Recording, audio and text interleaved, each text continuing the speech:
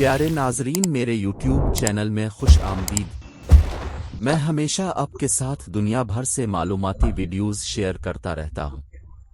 Science और technology की ताज़ा तरीन तरक्की से लेकर सकाफती और समाजी मसाइल तक, मेरा मकसद आपको मालूमात की एक वसी रेंज फराहम करना है, जिससे आपके इल्म व इदराक और दुनिया की मालूमात में इजाफा होगा। आज हम इस वीडियो में स्वीडन के नौउम्र ड्राइवर के बच्चों के स्वीडन की सड़कों पर गाड़ी चलाने के बारे में एक दिलचस्प मौजू देखेंगे।